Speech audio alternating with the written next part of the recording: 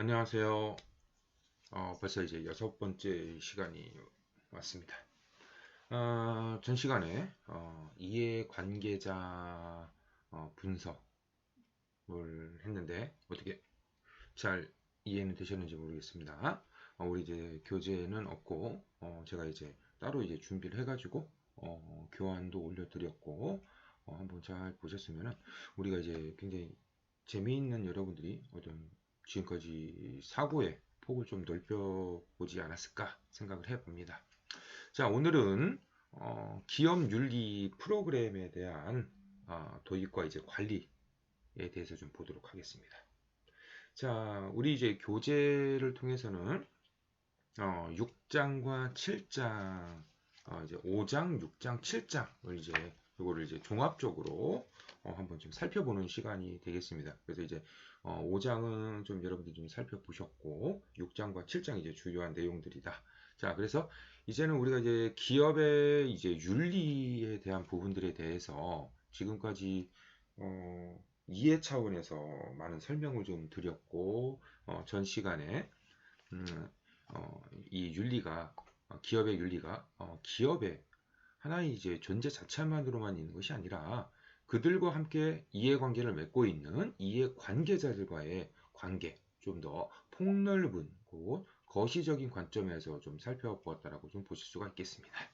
자, 오늘은 이제 기업이 이 윤리라고 하는 프로그램을 만들어 가지고 제정을 해서 만들어서 어떤 실천하고 직접 실천하고 이것을 이제 지속적으로 유지 관리를 해야 된다라고 하는 관점 하에서 기업 윤리 프로그램이라고 하는 의미들을 가지고 보도록 하겠습니다.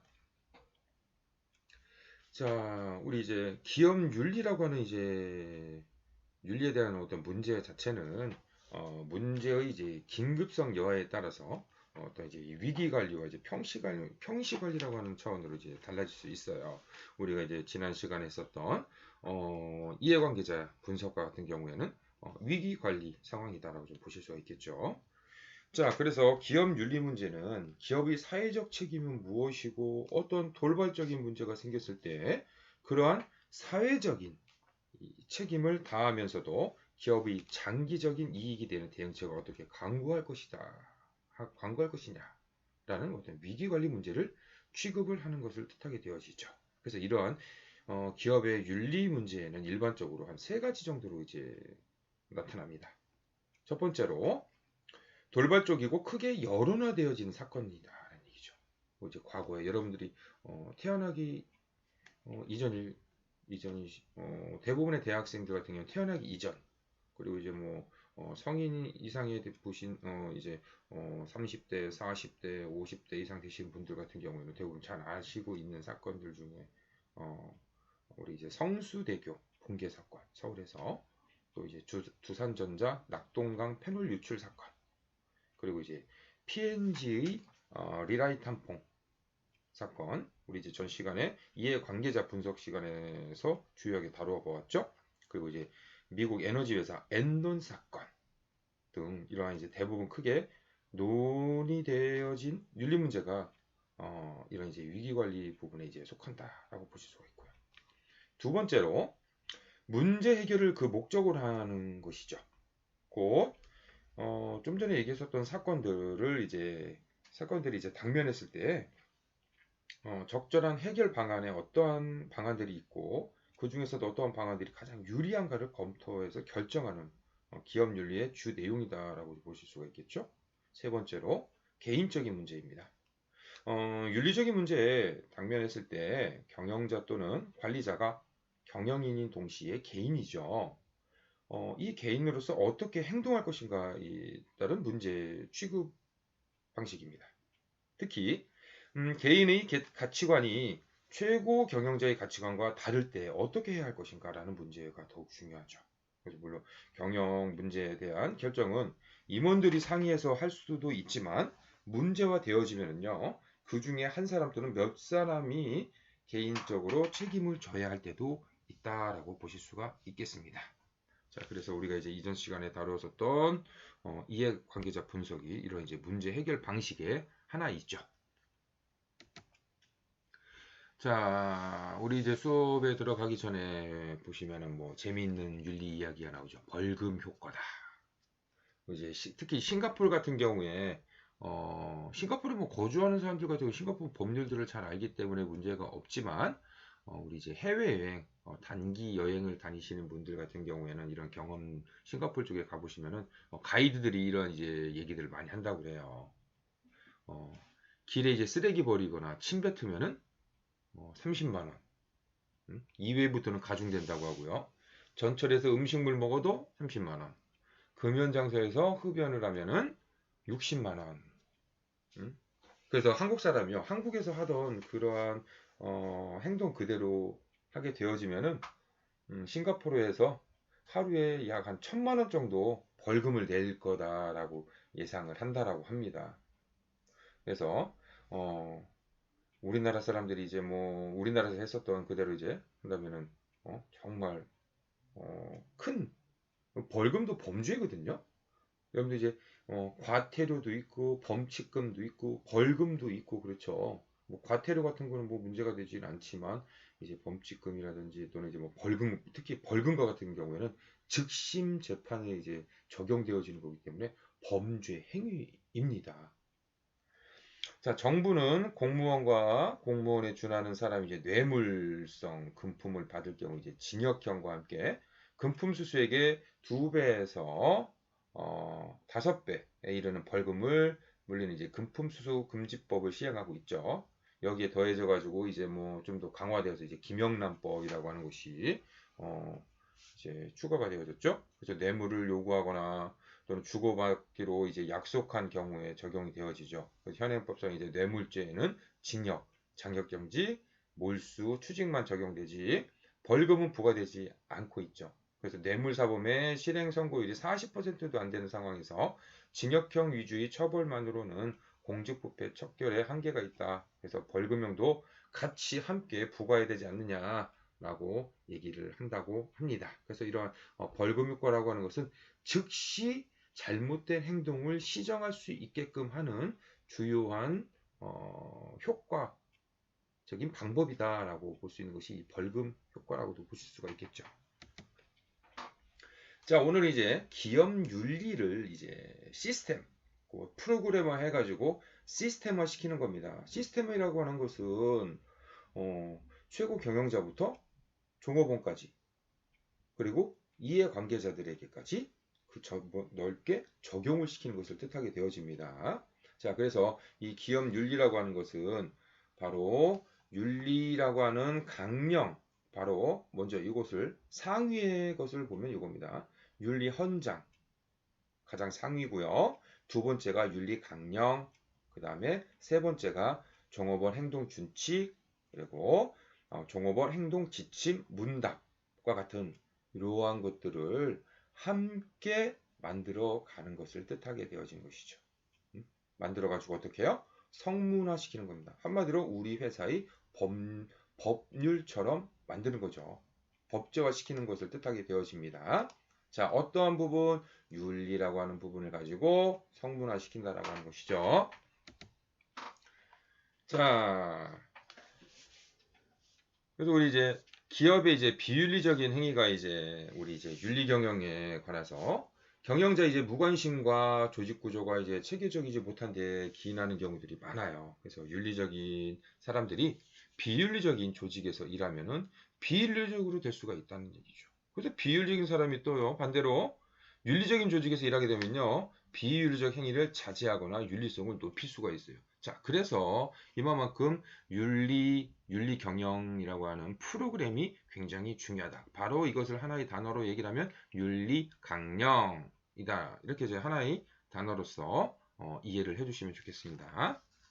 자, 요것과 이제 같은 맥락에서 해보면 이런 거죠. 윤리적 잔소리가 필요하다. 개도 최근에 이제 개도 이제 도덕 지능을 갖고 있고 옳고 그름을 분별할 수 있다는 흥미로운 주장이 제기가 되었습니다. 이제 마크 베코프가 주장을 했는데요. 개는 사리 분별력을 갖고 있음은 물론이고 친구를 사귀거나 원한을 품을 수도 있고요. 심지어는 사람처럼 당황하거나 웃기도 한답니다. 그래서 개가 노는 상황을 주의 깊게 관찰해 보면은 다른 동물을 세게 물거나 공격하면 안 된다는 것을 알고 있다는 것이죠. 자, 그만큼 이제 개들도 이런 이제 도덕적 지능, 옳고 그름을 판단할 수가 있는데 우리 사회에서 보면 이제 뭐 개만 또 못한 인간이다 뭐 이러한 표현들을 뭐 서양이나 동양이나요, 개를 통해서 이렇게 이제 비유하는 표현들이 많아요. 개를 통해서 개를 비유를 해가지고 뭐 이제 여기서도 이제 우리가 표현한 것처럼 개만 또 못한 인간이다 하는 것처럼 서양에서도 이렇게 표현을 하고 동양에서도 비슷하게 표현을 하고 있죠. 자, 그래서 우리 이제 인간은 비인간적이고 이제 반도덕적인 사건들, 안 좋은 상황들을 말하거나 비하할 때 개라는 단어들을 많이 붙이죠. 그래서 이제 좀 전에 말한 뭐 이런 이제 뭐 개판이니 개자식이니 뭐 개차반 뭐 개꿈이다 뭐 개망신이다 이런 표현들을 많이 사용을 하고 있죠. 자, 그래서 이런 공경을 이제 개에게 뒤집어 씌우는 경우들도 경우들이 이제 많이 있다는 겁니다. 어, 최근에 나온 사건 중에 하나가 뭐냐면은 그 연예인 박수홍 씨라고 있죠. 개그맨 박수홍 씨. 박수홍 씨 같은 경우에는 형과 형수가 1인 엔터테인먼트를 만들어 가지고 형이 박수홍 씨를 이제 매니저하고 형수가 이제 회사의 대표를 했는데 음, 어, 지금까지 뭐 100억 원 정도를 형과 형수가 가족임에도 불구하고 100억 원을 횡령하는 이러한 사건이 발생을 했다고 하죠. 참 정말 굉장히 안타까운 사건입니다. 뭐죠? 이 뭐 TV 프로그램에서 음, 뭐 이제 그 임대인들에게 요즘 이제 코비드 19 시대에 임대인들에게 뭐 착한 임대인 프로그램과 같은 것이 있다면서요? 있었다고 하는데 이 착한 임대인 프로그램에 출연을 해가지고 임대인들의 어떤 고통을 분담하고자 이제 뭐 어떤 이제 월세를 깎아준다던가 뭐 할인해준다던가 뭐 이러한 어떤 이제 그 사회적 선행을 하려다가 자기 자신의 건물인 줄 알았는데 자기 자신의 건물이 아니었다는 거죠.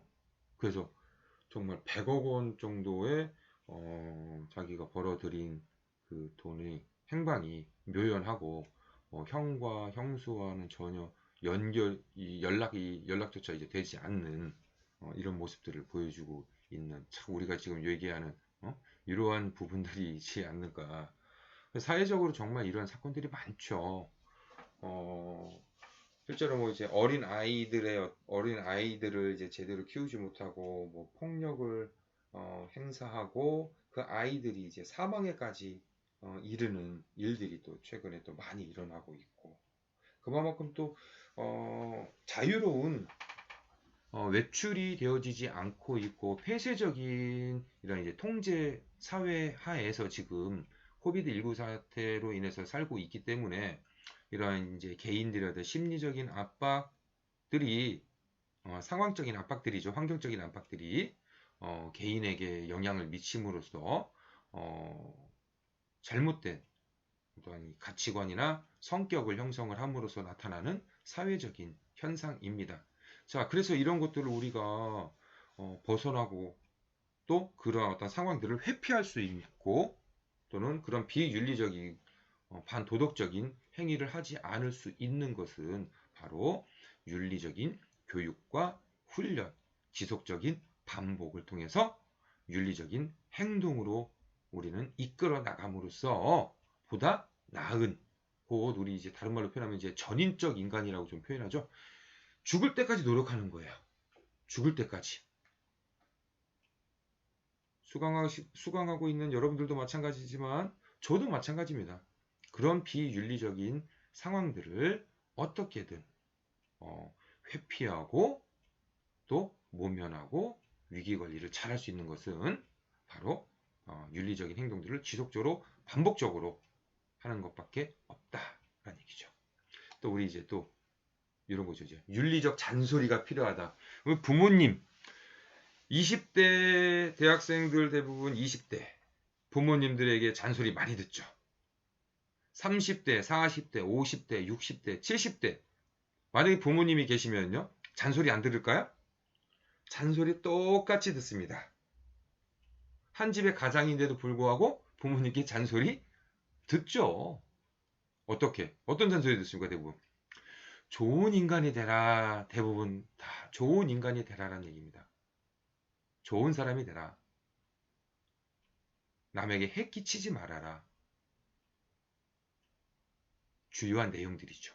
자, 이런 것들이 나쁘게만 들을 것이 아니라 우리 일상생활에서 일어나고 있는 일상 살아있는 윤리교육이다라고 생각을 하셔야 된다는 얘기입니다. 그리고 또 어떻습니까? 40대, 50대 되신 분들은 또 그 자녀들에게 항상 윤리적인 얘기들을 하더란 얘기예요.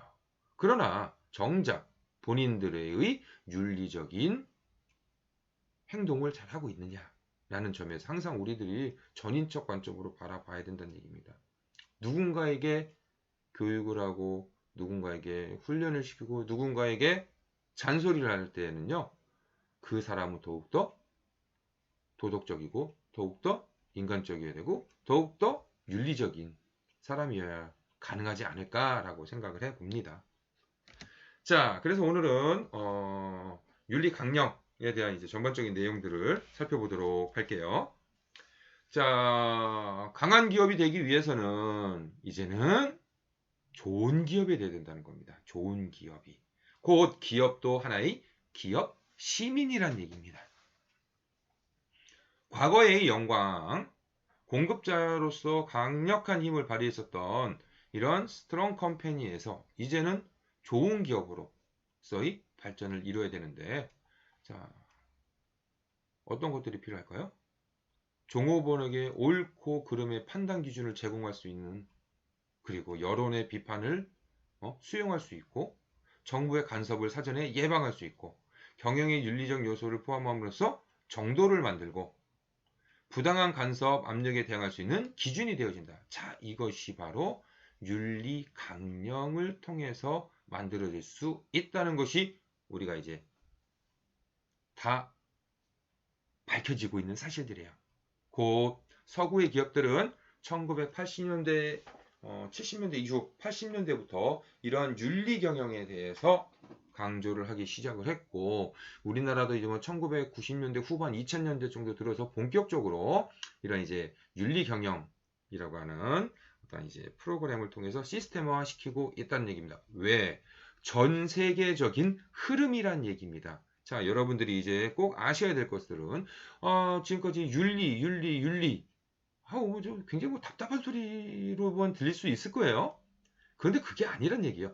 지금 실제 사회에서 나타나고 있는 모든 현상들은 다 윤리와 관련되어져 있다. 곧 기업 내에서 우리들의 업무를 추진하고 의사결정을 내리고 또 의사 지시를 내리고 명령을 하고 지시를 내리고 하는 이런 모든 과정 속에서 윤리라고 하는 체계가 형성이 되어져 있다는 얘기입니다. 이것이 바로 지금은 기업의 경쟁력이 되어지고 있다라고 하는 사실들을 우리는 반드시 기억해야 됩니다. 자, 기업의 경쟁력? 자, 그럼 기업을 구성을 하고 있는 구성원들, 우리들 자신들이 바로 윤리적이어야만 가능하다라고 하는 것이겠죠. 곧 우리들 자신들의 윤리의식을 얼마만큼 높이느냐 또한 나 자신의 경쟁력이 되어질 수 있다라고 자신있게 이야기할 수 있습니다. 자, 그래서 기업 윤리 프로그램의 어떤 관리 체계들을 한번 쭉 보시면요. 우선은 그 기업의 최고 경영자가 윤리적인 의사를 표명을 해야 돼요. 우리 이제 윤리 경영을 해야 되겠다. 윤리 경영으로 나가야 되겠다. 자, 그렇다면 이제 윤리 헌장이라든지 윤리 강령, 종업원 행동 준칙 이렇게 해서 세 가지는 외워두세요. 윤리 헌장, 윤리 강령, 그리고 종업원 행동 준칙. 그리고 이제 나중에 하나는 이제 문답이죠. 그래서 이제 세 가지 정도는 반드시 머릿속에 기억을 해 두시기 바랍니다. 그래서 이제 공식적으로 표명을 하고 이제 어떻습니까? 이제는 실제 행동으로 옮겨가는 거죠.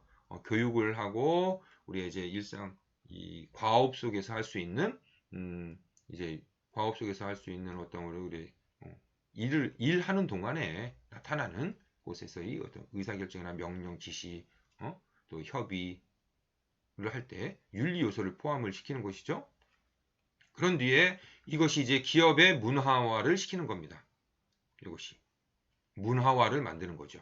자, 문화화만 만들면 문화화를 만든다. 자, 이것을 어떻게 바로 이제 윤리위원회라고 하는 곳을 만들어 가지고요. 실천하고 감시하는 역할들을 하게 되어지는 것이죠. 그런 뒤에 이제 대내외적으로 이제 홍보하고 여기에 따른 어떤 이제 평가와 통제를 통해 가지고 어떻습니까? 다시 피드백이 이루어지는 과정들을 거치게 되어지는 겁니다. 자, 그러면서 어떻습니까?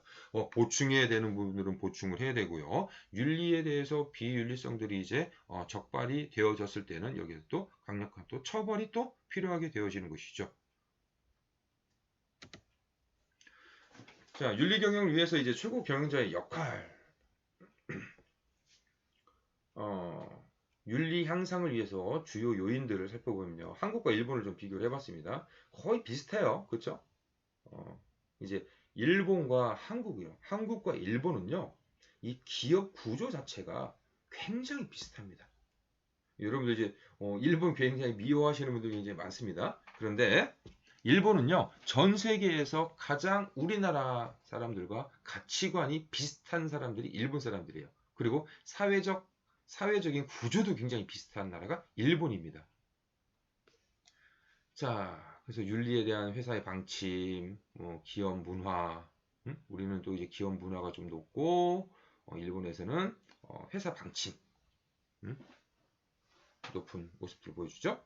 자, 윤리 수준을 향상시키는 방법. 그래서 보니까 여기서 조금 차이 나요. 우리나라에서는 상사의 모범이 제일 중요하다. 상사의 모범이 가장 중요하다고 본 거죠. 일본도 그렇게 봤지만 일본과 비교를 해보면은 조금 차이가 나고 있죠. 그래서 우리나라에서 더 중요시 여기는 것 같고요. 특히 일본에서는 교육에 더욱더 큰 방점을 찍고 있는 모습들은 보여주고 있습니다. 교육. 나머지는 뭐 비슷하죠. 그래서 교육을 일본에서는 더욱더 중요하게 생각하지 않느냐 이렇게 보여주고 있습니다. 자, 그래서 이것을 종합을 해보면은 최고 경영자는 최고 경영자가 어떻게 영향을 미치느냐라고 하는 거죠. 우리 기업 내부에. 그래서 윤리 경영이 필요하지만 상사들이 윤리 경영 실행을 하는 데 있어서 좋은 본보기가 되어야 되고 윤리 강령에 대한 엄격한 사원 교육 프로그램이 있어야 된다는 사실입니다. 자, 그래서 이후 바람직한 최고 경영자가 되기 위해서는 장기적인 곧 고잉 컨슨이라고 하는 계속적인 기업으로서의 나가기 위해서는 장기적인 미래를 바라볼 수 있는 지금 시대에서 요구하고 있는 경영 방식들을 따라갈 수밖에 없는 것이죠. 이해관계들을 생각하고 솔선수범하고 윤리 문제에 대해서 확고한 태도를 가져야 됩니다. 자, 그래서 최고 경영자 입장에서 보면은 기업 윤리는 왜 필요한가라는 얘기죠. 곧 자유시장 경제체제의 유지 발전을 위해서 필요한 겁니다. 자유시장 경제체제에서. 잠시 뒤에 좀 살펴보겠지만, 이제 담합을 해서도 안 되고요. 또 이제 환경 오염을 시켜서는 안 되고요. 그러니까 원가를 낮추어 가지고 더 많은 이익을 보려고 하는. 자, 그래서는 안 된다는 얘기예요, 이제는. 곧 더욱더 경쟁력 있는 제품을 만들기 위해서 우리 기업은 인풋, 트랜스포메이션, 아웃풋을 그 중에서 이 트랜스포메이션을 얼마만큼 친환경적이냐라고 하는 것을로 만들어내느냐죠. 친환경이라고 하는 것은 좀 넓은 의미를 갖습니다. 인간에게도 또는 자연 환경에게도 모두가 다 보여지는 우리가 이제 이해 관계자 관점에서 볼 수 있는 환경적인 의미들을 얘기죠. 자, 그리고 21세기 강력한 경쟁력이다. 그리고 이제 자산적 가치를 갈 수 있고요. 자, 가장 중요한 부분이 이거죠. 윤리적 수준이 낮은 기업들은 왜 문제가 되어질까? 이런 문제들이 발생을 하게 되더란 얘기입니다. 이런 문제가. 회사의 신용도가 하락합니다. 회사의 신용도 하락하면 어떻게 될까요? 투자자가 오지 않겠죠? 자, 그러면 기업은 투자를 해야 되는데 투자 자금도 없어요. 그럼 돈을 빌려야 될 거 아니에요? 그럼 돈을 빌리려면 기업 신용도가 떨어져 있으면은 이율이 높아요. 음? 이자를 내야 되는 비용이 높겠죠. 그러니까 그만큼 비용을 더 치러야 된다는 거죠.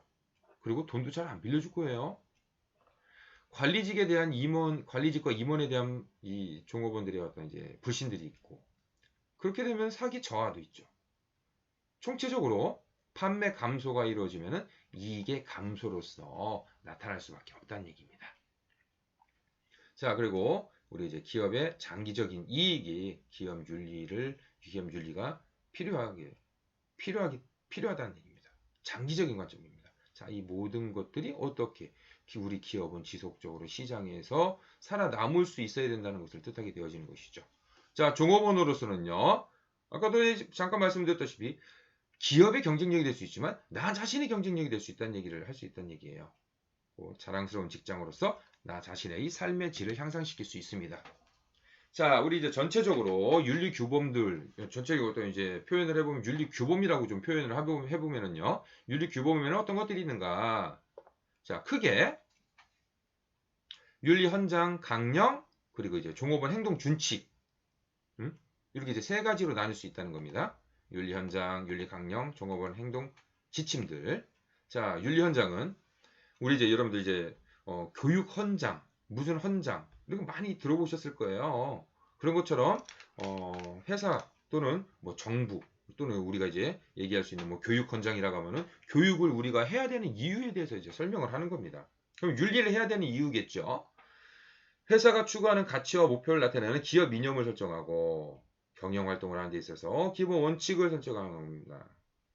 기본 정신과 원칙을, 그리고 모든 직원이 공유하고 실천하는 의지를 대내외로 천명하는 내용들을 포함을 시켜요. 자, 여기에 좀 더 세부적으로 이제 구체적으로 표현한 문서를 윤리 강령이라고 표현을 합니다. 곧 구성원의 이제 기본 방향들을 제시를 해주고 이제 행동 지침으로서 종업원 행동 준칙과 같은 것들을 통해서 윤리 강령을 실천하기 위해서 구체적인 행동 지침들을 문서화해서 만들어냅니다. 특히 이제 그림이나 사파와 같은 것을 통해서 쉽게 작성을 해요. 그래서 수첩의 형태들로 해가지고요. 항상 이제 지니고 다닐 수 있고, 곧 윤리적 딜레마가 발생했을 때 볼 수 있어야 된다는 겁니다. 자, 먼저 사훈, 좋은 삶 또는 좋은 사회를 위해서 구성원들에 의해 구체적으로 받아들여지고 있는 가치 체계나 신념 체계를 의미합니다. 곧 경영자가 기업 활동하는 데 있어서 갖고 있는 기본적인 가치, 태도, 신념이나 행동 기준을 뜻하게 되어지죠. 자, 이런 것을 통해서 우리 이제 기업은 사적 기업들이기 때문에 대부분 그리고 창업자가 가지고 있는 어떤 신념 체계, 가치관 체계들이 굉장히 큰 영향들을 미치고 이것이 곧 기업의 문화가 된다는 얘기입니다. 곧 기업의 경영자가 윤리 경영을 하겠다라고 해서 천명을 하고 윤리 경영을 실천하게 되어지면 새로운 문화로 만들어질 수 있다는 것을 뜻하게 되어지죠. 그래서 경영 이념, 신조, 사상, 경영 철학이다 이렇게 좀 보실 수가 있습니다. 그래서 일본, 한국에서 흔히 볼 수 있으나 유럽, 미국에서는 이런 이제 사운이라고 하는 것은 잘 보여지지 않습니다. 자, 여기 이제 윤리 헌장들에 대해서 얘기를 했죠. 그래서 이제 기본적인 가치관, 신념들. 그래서 이제 우리 이제 이해 관계자들의 관계를 설정하고 규정을 하고 있어요. 그래서 기본적인 신념을 통해서 약 한 1, 2쪽, 한쪽에서 두 쪽 정도 가량 이제 되어져 있는 것이 윤리 헌장. 자, 이것을 좀 더 세부적으로 만든 것이 기업 윤리 강령이다. 그래서 가치 체계라든지 윤리 원칙, 회사가 적용하고자 하는 특정 원칙들을 문서화합니다. 그래서 종업원 행동 기본적인 준칙을 명시를 하고요. 기업 윤리 헌장과 동의어로 윤리 강령이라고 동의어로 쓰이기도 하는데 좀 더 우리는 세부적으로 보면은 윤리 헌장, 윤리 강령으로 나누어 보고요. 여기 이제 종업원 행동 지침이 있죠. 이것을 종업원 행동 준칙 이렇게 좀 표현을 하면 되겠습니다. 그래서 휴대하기 쉽게 수첩 형태로 제작해서 종업원들에게 배포를 해서 항상 이제 소지를 하게끔 만듭니다. 특히 이제 대외적으로 활동하는 부서들이 있죠. 뭐 영업부서라든지 이런 부서에는 더욱더 중요하게 좀 작용을 하고 있고, 행동 지침 문답, 그래서 해설서예요. 해설서. 그래서 윤리적 딜레마에서 딜레마가 생겼을 때 이것을 질문의 형식으로 바꾸어 가지고 이것을 해설을 해 놓은 문서를 뜻하게 되어집니다. 자, 그래서 이제 질의응답 형식으로 기술한 것입니다. 자, 그래서 우리 기업 윤리 강령을 포함해야 될 가치 이념들이죠. 그죠? 뭡니까? 이해관계자들이죠. 이해관계자들과 이제 우리가 이제 봐야 될 것이 이제 추구해야 될 가치와 이제 문제들이죠. 우리 이제 이해관계자 분석에서 이제 자세하게 살펴보았죠. 경쟁자는 공정한 경쟁, 고객은 성실 신의, 투자자, 종업원, 지역사회, 정부는 준법, 법을 준수해야 되고 이제 공정한 협조라든지 공생관계 모색과 같은 이런 이제 환경 파괴라든지 자연 파괴를 할 수 없게끔 만들어야 되는 거죠. 우리 후세에게 물려줘야 돼요. 후세에게 물려주는 게요. 지구의 환경뿐만이 아니라 지금 우리가 얘기하는 이런 윤리적인 모든 것들, 기업의 경영 방식들이라든지 우리들이 가지고 있는 어떤 윤리적인 태도라든지 윤리적인 행동들이라든지 도덕적 가치라든지 이런 것들도요. 다 누구에게 물려줘야 되는 겁니까? 바로 우리 후세들에게 물려줘야 되는 것들입니다. 자, 그래서 기업 윤리강령에는 정의론에 입각해서 윤리성 판단 기준들을 좀 정해야 되고, 그리고 내부자 신고 제도가 의무화되어야 됩니다. 그리고 행동 강령 위반 시 처벌 규정들이 있어야 되고, 그리고 이제 책임과 윤리 책임을 경영 책임과 윤리 책임을 분리시키고 범세계적인 윤리 강령으로 좀 더 범용적으로 사용할 수 있게끔 윤리 강령을 제정을 해야 되겠죠. 자, 그래서 윤리 강령에 들어가는 주요한 내용들이 이렇게 포함이 되어집니다. 자, 전문, 그래서 강령을 제정하는 이유들에 대해서 설명을 하고요. 기본 정신, 고객, 그래서 쭉 어떻습니까? 다 이해관계자들이죠. 이해관계자들이 쭉 들어가 있죠. 이제 이해관계자 분석을 해보시고 이해관계자에 대해서 이해를 하셨으면은 이것이 다 포함이 된다. 다 포함이 되어지고 추가되는 것이 무엇입니까? 그냥 전문과 기본 정신, 마지막에 윤리적인 부분에 있어서 비윤리성이 적발됐을 때 처벌 기준들을 이렇게 넣으면 되는 겁니다. 자, 그래서 우리 이제 가족들의 가치관과 조직, 우리 회사의 가치관을 비교를 해볼 수가 있죠. 다 어떻습니까? 가족 구성해야 되죠. 회사 구성원들을 돌봐야 되죠. 친척, 우리 이해관계자, 이웃사람, 그리고 회사 주변 사람. 반드시 법을 지켜야 되고, 또 지역 시민이어야 되고요. 또 불우이웃 도와야 되고, 기업은 자선 사업을 하고, 또 지구 환경을 같이 보호해야 된다라고 하는 의미죠. 자, 그래서 국내 기업의 이제 비윤리적인 문제들은 대략적으로 이렇게 좀 포함을 시켜볼 수 있습니다. 소액 뇌물, 거액 뇌물, 여기 특히 많이 하급 관리자들이 많이 급행료. 우리가 이제 행정적으로 빨리 처리하려고 하급 공무원들에게 주는 돈, 이걸 급행료라고 좀 표현합니다. 빨리 처리를 하려고 일 처리를. 선물이라든지 가격 비리가 많이 일어나는 것이 뭐냐면은 가격 담합들 많이 일어나는 품목이 이제 우리 일상생활에 주요한 상품들 뭐가 있을까요? 밀가루, 설탕, 그리고 우유와 같은 것들이 이 가격 담합이 많이 일어나는 사건들 중에 하나입니다. 세금 회피라든지 종업원 인권들, 환경 파괴들, 지적 재산권 침해들, 자 21세기 들어서 가장 중요한 부분이에요. 요거 지적 재산권. 이게 선진국이 우리가 4차 산업시대로 4차 산업혁명 시대로 오게 되어집니다. 이 지적재산권에 대한 부분이 정말 더 강조가 되어져요. 예전에 그냥 상품에 대한 부분만 봤잖아요. 근데 이게 상품에 대한 부분이 아니라 이제는 지적재산이라고 하는 표현으로서 상품을 넘어선 서비스의 분야까지도 전부 다 폭넓게 적용을 할 수 있게 되어진 것을 뜻하게 되어지죠. 이거를 한번 또 생각을 해볼 수 있을까요? 여러분들 많이 아시는 우리 이제 그거죠. 백종원 씨가 하는 그 프로그램에 포항에 있는 그 무슨 죽집이 있죠. 그 죽집의 상표를 도용을 해가지고 어떤 업체가 실제로 이제 상품을 판매를 하고 이익을 보는 케이스들이 이제 만들어지잖아요. 이거 다 뭡니까? 지적재산권 침해입니다. 전 국민이 다 아는데 자기네 회사에서 만들어서 했다? 상당히 믿기 어려운 부분들 중에 하나이죠. 그래서 이제 이런 거지 저작권 침해, 무단 복사 같은 경우들 특히 여러분들 이제 이거 저작권 침해 이거 많이 하면 안 됩니다. 특히 이제 무단 복사하는 경우들 옛날에 굉장히 많았어요. 뭐냐 윈도우라든지 뭐 아래 한글이라든지 이제 오피스라든지 이런 것들 뭐 정말 무단 복사, 저작권 침해 이거 굉장히 빈번한 사건들이었습니다. 이거 이제는 못합니다. 하면 안 됩니다. 범죄입니다. 범죄. 그리고 이제 현지국의 정치관이나 전쟁 시 이제 적국의 기술 수출하는 경우. 요즘에 이제 미얀마에서 지금 미얀마에서 민주화 운동이 일어났잖아요. 미얀마의 이제 군인들이 이제 그 시위대를 향해 가지고 뭐 총격도 하지만 시위대를 해산시키기 위해서 뭡니까 이제 그 최루탄이죠. 최루탄을 쏘는데 우리나라 최루탄이 뭐 전 세계에서 품질이 가장 좋아요. 응? 그래서 수출을 많이 합니다. 우리나라 최루탄. 그런데 이 미얀마의 최루탄 수출을 금지를 하고 있죠. 우리나라가. 개별 기업이 만드는 거지만 개별 기업이 그 나라로 수출하는 것을 금지하는 등 이런 모습들까지도 이제 나타나고 있는 것이 이제 이것도 뭡니까? 비윤리적인 문제에 노출될 수 있다는 겁니다. 자, 우리 이제 존슨앤존슨의 이제 아우어크레도라고 하는 우리의 신조라고 하는 이 우리 대표적인 존경을 받는 기업의 이 윤리 강령입니다. 이 존슨앤존슨은요, 1886년 미국 뉴저지에서 이제 시작을 했어요. 그래서 존슨즈 베이비 파우더를 1993년에 출시를 했고, 이 아우어크레도라고 하는 것은요, 1943년, 정말 오래됐죠?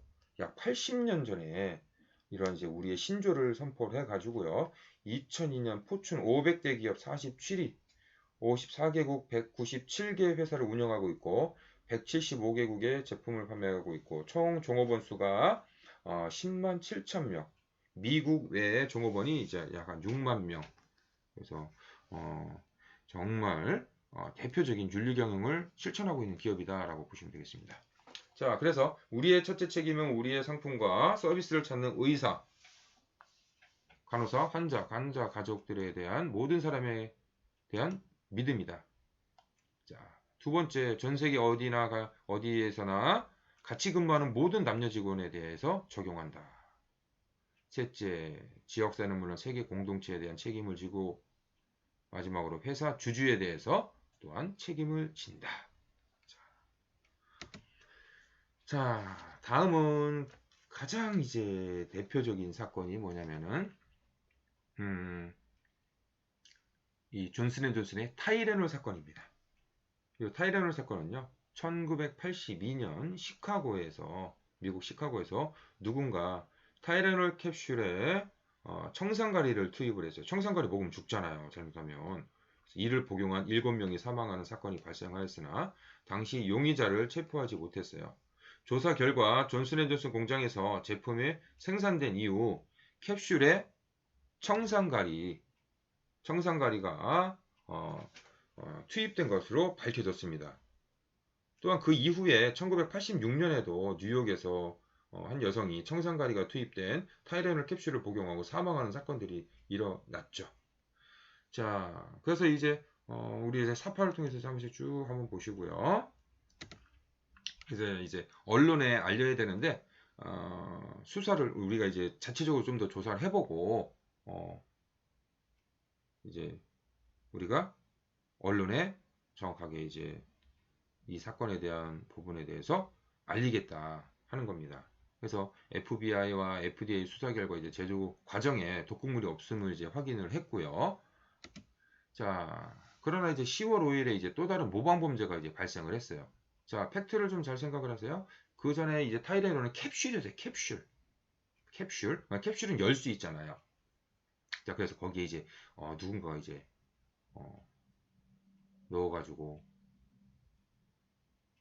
범죄를 일으키는 이런 일들이 벌어진 거거든요. 그래서 이 존슨앤존슨 같은 경우에는 1982년에 즉각적으로 모든 제품을 수거하였고요. 2억 달러에 달하는 생산된 미국 내 모든 타이레놀 캡슐을 폐기 처분했습니다. 그래서 사건 발생 직후부터 존슨앤존슨은 정부 기관과 긴밀하게 협조를 했고요. 했고요. 이제 존슨앤존슨은 이제 캡슐 형태, 캡슐 형태의 타이레놀 제품을 판매 중지를 했고, 더 나아가서 바로 여기에서 이제 연구 개발을 한 거예요. 이제 연구 개발을. 그래서 지금의 타이레놀 보시면은요, 어떻습니까? 정제 형태죠. 알약의 형태로 타이레놀을 다시 만들어서 팔기 시작을 합니다. 근데 이제 이 당시에 어땠냐면은 타이레놀이라고 하는 제품명으로 그대로 나갈 것이냐라고 하는 것이었어요. 미국 전역에 다 리콜 지시를 내렸을 거 아니에요? 리콜 지시를 내렸고, 그리고 이제 신문, 방송에서도 타이레놀 드시지 마세요. 다 가지고 오세요. 환불해 드리겠습니다. 한 거죠. 자, 그래서 막대한 이러한 돈을 들여서 회수를 한 겁니다. 그리고 또 폐기를 했어요. 그런데 이것이 오히려 커다란 광고 효과다라고 보실 수가 있는 거죠. 존슨앤존슨은 정직하게, 신속하게 소비자들을 위해서 알렸고 전량 리콜을 자발적으로 리콜을 했죠. 그래서 신뢰를 얻었고요. 타이레놀이라고 하는 브랜드를 다시 사용할 것인가 말 것인가 대부분의 유명한 컨설팅 회사들은요. 사용하지 말고 다른 이름을 하자. 그런데 존슨앤존슨은 타이레놀이라고 하는 이름으로 다시 재판매를 하게 됩니다. 그래서 지금 전 세계 진통제 1위 기업이 되어졌죠. 자, 그래서 우리 이제 첫 번째 교시 타이레놀 사건과 유사한 국내외 사례는 어떤 것들이 있는지 여러분들 한번 인터넷 좀 검색도 좀 한번 해보시고 이러한 이제 사례들은 어떤 것들이 있는지 좀 더 폭넓게 보는 시간들을 가져본다 생각을 하시면 되겠습니다. 잠시 뒤에 2교시에서 뵙겠습니다.